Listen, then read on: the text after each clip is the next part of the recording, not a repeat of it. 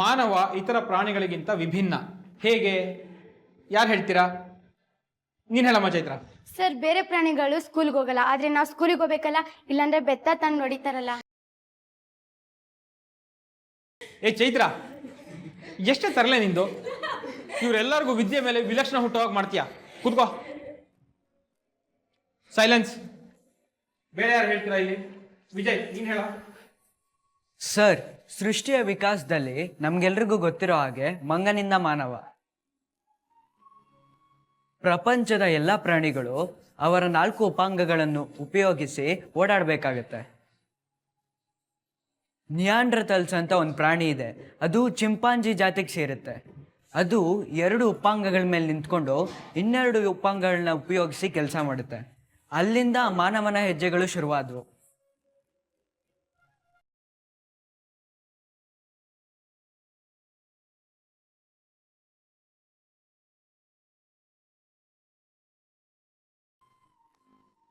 ಶಬಾಷ್ Vijay, very good.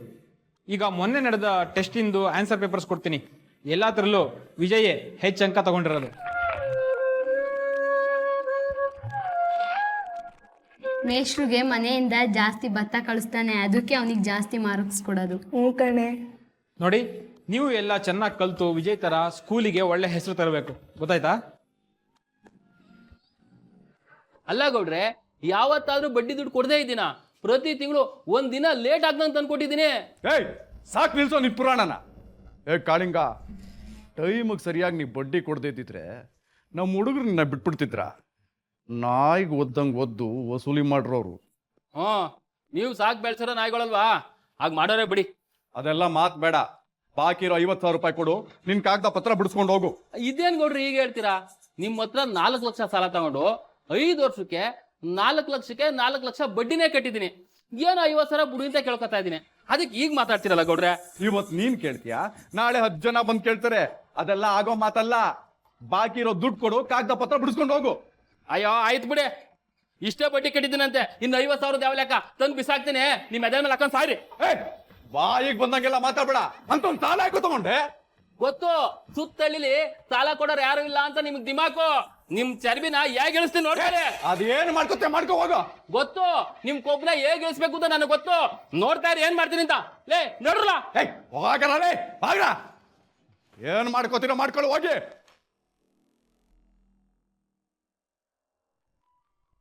ನೀನು x+a × x+b, ನೀನು x² + a+b = x+ab ಅಂತ ಬರಿಬೇಕಾಗಿತ್ತು.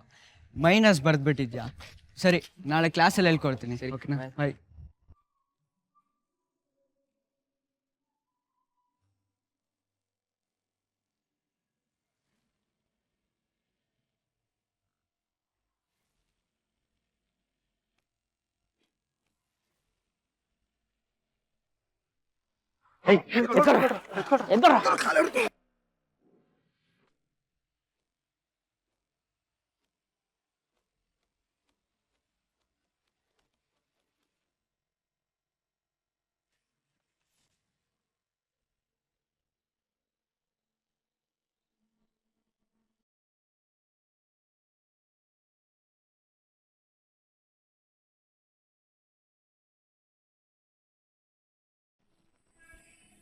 ಏನ್ರಿ, ಅವ್ನು ಬರ್ತಾನೆ ಬನ್ರಿ.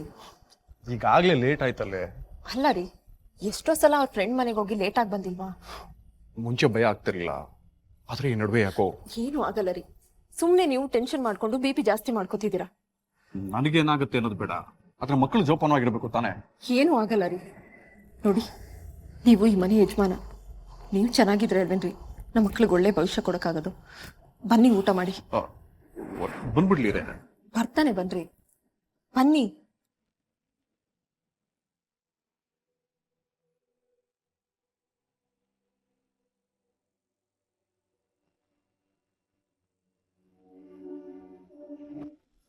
ನಮಸ್ಕಾರ ಗೌಡ್ರೆ. ಬನ್ನಿ ಮೇಷ್ಟ್ರೆ, ಕೂತ್ಕೊಳ್ಳಿ.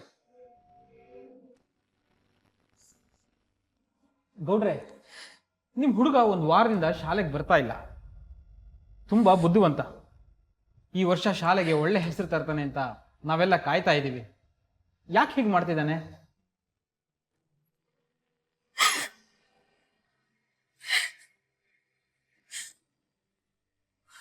1 ವಾರ ಆಯಿತು ನನ್ನ ಮಗ ಎಲ್ಲೂ ಕಾಣಿಸ್ತಿಲ್ಲ. ಏನು, ಒಂದು ವಾರದಿಂದ ನಿಮ್ಮ ಮಗ ಕಾಣಿಸ್ತಾ ಇಲ್ವಾ? ಎಲ್ಲಿ ಹೋದ? ಎಲ್ಲಿ ಹೋದ ಅಂತ ಗೊತ್ತಿದ್ರೆ ನಾವು ಹಿಂಗೆ ಒದ್ದಾಡ್ತಾ ಇದ್ವಾ? ಅಂದ್ರೆ ಏನ್ ನೀವು ಹೇಳ್ತಿರೋದು? ಅವನು ತಪ್ಪಿಸ್ಕೊಂಡು ಹೋಗುವಷ್ಟು ಚಿಕ್ಕ ಹುಡುಗ ಅಲ್ಲ. ಪರಿಚಯದವ್ರ ಮನೆಯಲ್ಲಿ ವಿಚಾರಿಸ್ಬೇಕಾಗಿತ್ತು. ಎಲ್ಲ ಕಡೆ ವಿಚಾರಿಸಾಯ್ತು, ಎಲ್ಲೂ ಕಾಣಿಸ್ತಿಲ್ಲ. ಹಾಗಾದ್ರೆ ಪೊಲೀಸರಿಗೆ ಕಂಪ್ಲೇಂಟ್ ಕೊಡಬೇಕಾಗಿತ್ತು. ಏನು ಮೇಷ್ಟ್ರೆ ನೀವು ಹೇಳ್ತಾ ಇರೋದು? ಸುತ್ತಮುತ್ತ 10 ಹಳ್ಳಿಗೆ ನ್ಯಾಯ ತೀರ್ಮಾನ ಕೊಡೋರು ನಾವು. ನಾವೇ ಪೊಲೀಸ್ ಸ್ಟೇಷನ್ ಮೆಟ್ಲತ್ತಿದ್ರೆ ನಮ್ಮ ತೀರ್ಮಾನಕ್ಕೆ ಕಿಲುಬುಗಾಸಿನ ಮರ್ಯಾದೆ ಇರಕ್ಕಿಲ್ಲ. ಹಾಗಂದ್ರೇನ್ ಗೌಡ್ರೆ? ಓದ್ದೋರು ತಿಳಿದೋರು ನೀವೇ ಹೀಗಂದ್ರೆ ಹೆಂಗೆ? ಅಲ್ಲ, ಪೊಲೀಸ್ ವ್ಯವಸ್ಥೆ ಇರೋದೇ ನೊಂದವ್ರಿಗೆ ಅಂತ ನಾವೇ ಜನಕ್ಕೆ ತೋರಿಸ್ಬೇಕಲ್ವಾ? ನಾವೇ ಹೀಗೆ ಮಾಡಿದ್ರೆ ಸಾಮಾನ್ಯ ಜನರು ಪೊಲೀಸರ ಹತ್ರ ಹೋಗೋಕ್ಕೆ ಹೆದರ್ಕೊಂತಾರೆ. ನೋಡಿ ಮೇಷ್ಟ್ರೆ, ನಮ್ದು ಜೋಡಿದಾರರ ವಂಶ. 10 ತಲೆಮಾರು ಈ ಇಡೀ ಪ್ರಾಂತ್ಯನ ಆಳದವರು. ನಾವು ಪೊಲೀಸ್ ಸ್ಟೇಷನ್ ಮೆಟ್ಲತ್ಬೇಕಾ? ಆ ಗತಿಗೆಟ್ಟ ಪರಿಸ್ಥಿತಿ ನಮ್ಗಿನ್ನೂ ಬಂದಿಲ್ಲ. ಅದು ಹಾಗಲ್ಲ ಗೌಡ್ರೆ, ಈಗಿನ ಕಾಲದಲ್ಲಿ ಈ ತರ ವಿಚಾರಗಳನ್ನ ನಾವು ಸರ್ಕಾರದ ಗಮನಕ್ಕೆ ತರಬೇಕಾಗತ್ತೆ. ನೋಡ್ರಿ, ಇದು ನಮ್ಮನೆ ವಿಷಯ. ಈ ವಿಷಯನ ಹೇಗೆ ನೋಡ್ಕೋಬೇಕು ಅಂತ ನಮಗೆ ಚೆನ್ನಾಗಿ ಗೊತ್ತದೆ. ನಿಮ್ಮ ಸಹಾಯ ನಮಗೆ ಬೇಕಾಗಿಲ್ಲ. ಗೌಡ್ರೆ, ಮನೆ ಮಗನಿಗೆ ಏನಾಗಿದೆ ಅನ್ನೋ ಆತಂಕಕ್ಕಾದ್ರೂ ಪೊಲೀಸ್ ಹೆಲ್ಪ್ ತಗೋಬಾರ್ದ? ನಾವು ಸ್ಟೇಷನ್ ಮೆಟ್ಲು ಹತ್ತಿಲ್ಲ, ಹತ್ತೋದು ಇಲ್ಲ. ನಮ್ಮ ಮನೆತನ ಎಂಥದ್ದು ಅಂತ ತಿಳ್ಕೊಂಡು ಮಾತಾಡಿ. ಅದು ಬೇರೆ ಗೌಡ್ರೆ. ಆದ್ರೆ ನೋಡಿ ರಾಜಪ್ಪನವ್ರೆ, ಸುತ್ತಮುತ್ತ ಇರೋರೆಲ್ಲ ನಮಗೆ ಗೊತ್ತಿರೋರೆ, ನಮಗೆ ಬೇಕಾದವ್ರೆ. ಇಲ್ಲೇ ಯಾರ ಮನೇಲಾದ್ರೂ 4 ದಿನ ಇದ್ದು ಮತ್ತೆ ನನ್ನ ಮಗ ವಾಪಸ್ ಬಂದೇ ಬರ್ತಾನೆ, ಆ ನಂಬಿಕೆ ನನಗಿದೆ. ದಯವಿಟ್ಟು ನೀವು ತೊಂದರೆ ತಗೋಬೇಡಿ. ಹಾಗೆ ನಮ್ಮ ಗೌಡ್ರಿಗೂ ಟೆನ್ಷನ್ ಕೊಡಬೇಡಿ, ಅವ್ರಿಗೆ ಬಲವಂತ ಕೂಡ ಮಾಡಬೇಡಿ. ಈಗಾಗಲೇ ಅವ್ರಿಗೆ BP ಜಾಸ್ತಿ ಆಗಿದೆ. ನೋಡಿ, ಟೆನ್ಷನ್ ಕೊಟ್ರೆ ಮುಂದೆ ತುಂಬ ಕಷ್ಟ ಆಗುತ್ತೆ. ಸರಿ ಗೌಡ್ರೆ, ನಾನು ಬರ್ತೀನಿ.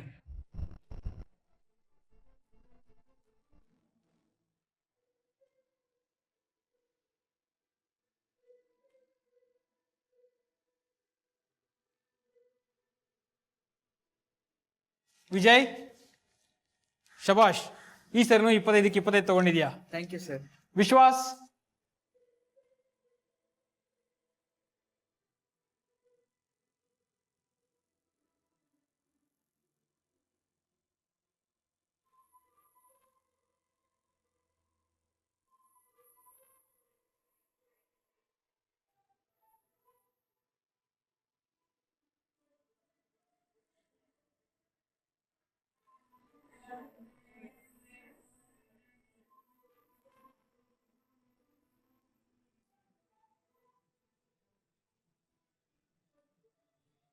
ಓದೋದ್ರಲ್ಲಿ, ಸ್ಪೋರ್ಟ್ಸ್ನಲ್ಲಿ ಎಲ್ಲಾತ್ರಲ್ಲೂ ಮುಂದೆ ಇರೋ ವಿಜಯ್ಗೆ ಈ ಸರಿ student of the year award ಕೊಡ್ತಾ ಇದೀವಿ.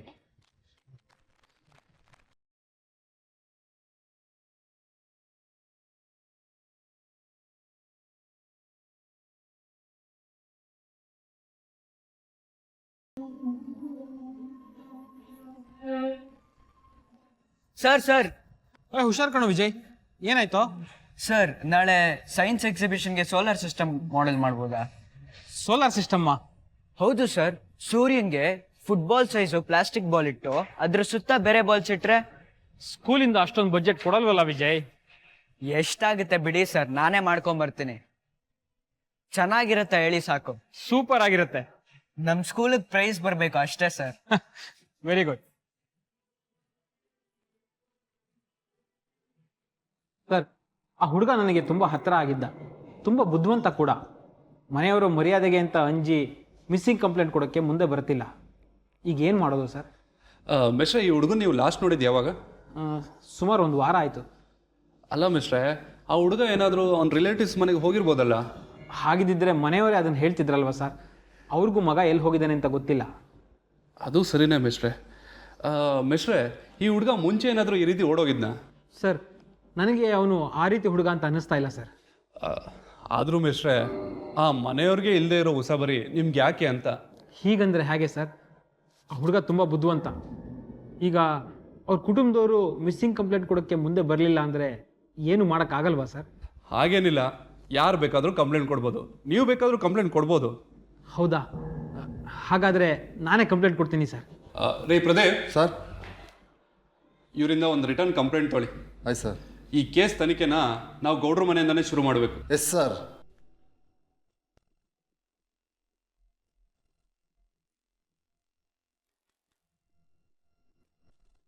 ಗೌಡ್ರ ಬನ್ನಿ.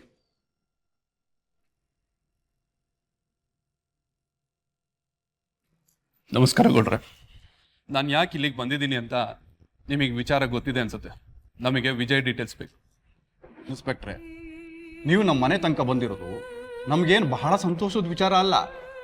ಬಂದಿದ್ದೀರಿ, ವಾಪಸ್ ಕಳಿಸೋದಿಲ್ಲ. ಆದರೆ ನಿಮಗೆ ಬೇಕಾಗಿರೋ ವಿಷಯ ಇಲ್ಲಿ ಸಿಗೋದಿಲ್ಲ.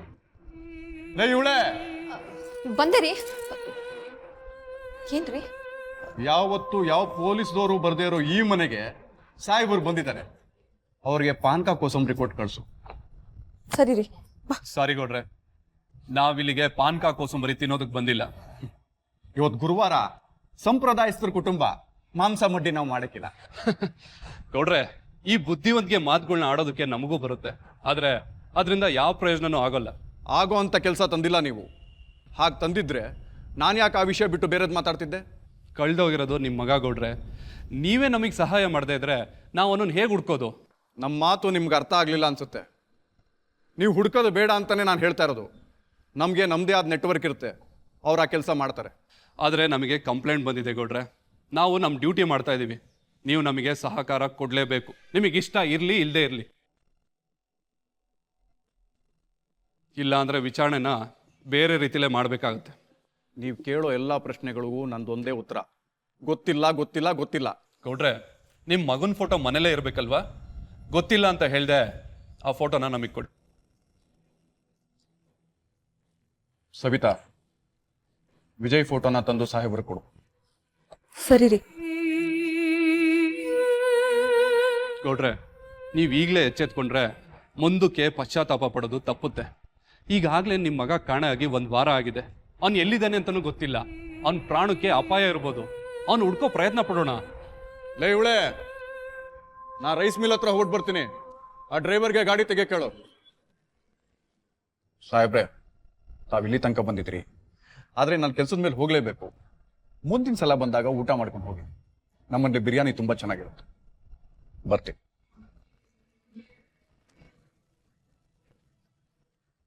ರೀ ಪ್ರದೀಪ್, ಆ ಫೋಟೋ ಇಸ್ಕೊಳ್ಳಿ.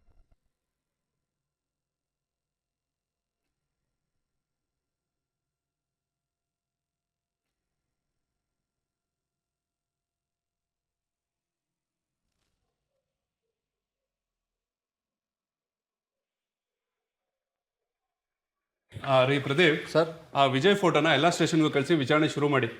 ಹಾಗೆ ಸಪ್ರೇಟ್ ಟೀಮ್ ಮಾಡಿಕೊಂಡು ಎಲ್ಲ ಕಡೆ ಹುಡುಕಿ. ಆ ಮೇಷ್ಟ್ರು ಹೇಳ್ದಾಗೆ ನನಗೂ ಅವ್ರ ಮನೆಯವ್ರ ಬಗ್ಗೆ ಏನು ಹೇಳೋದಕ್ಕೂ ಗೊತ್ತಾಗ್ತಾ ಇಲ್ಲ. ಅವ್ರ ಮನೆಯವ್ರದ್ದೇ ಏನಾದರೂ ಕರಾಮತ್ ಇರ್ಬೋದಾ? ಒಂದು ಗೊತ್ತಾಗ್ತಾ ಇಲ್ಲ. ಸರ್, ಶ್ರೀಮಂತ ಮನೆ ಹುಡುಗ ಅಲ್ವಾ ಸರ್? ಕಂಪ್ಲೇಂಟ್ ಕೊಡೋದು ಅನ್ನೋದು ಕಿಡ್ನಾಪರ್ಸ್ಗೆ ಗೊತ್ತಿರುತ್ತೆ ಅನ್ಸುತ್ತೆ ಸರ್. ಆಗಿದ್ದಿದ್ರೆ ಇಷ್ಟೊತ್ತಿಗೆ ಅವ್ರ ಮನೆಯವ್ರಿಗೆ ರ್ಯಾನ್ಸಮ್ ಕಾಲ್ ಬರಬೇಕಾಗಿತ್ತು. ಒಂದು ಕೆಲಸ ಮಾಡಿ, ಅವ್ರ ಮನೆಗೆ ಎಷ್ಟು ಫೋನ್ ಕನೆಕ್ಷನ್ ಇದೆ ಅಷ್ಟನ್ನು ಟ್ರ್ಯಾಕಿಂಗಿಗೆ ಹಾಕಿ. ಫಸ್ಟು ಆ ಹುಡುಗನ ಡೀಟೇಲ್ಸ್ನ ಎಲ್ಲ ಕಡೆ ಕಲೆಕ್ಟ್ ಮಾಡಿ. Okay sir.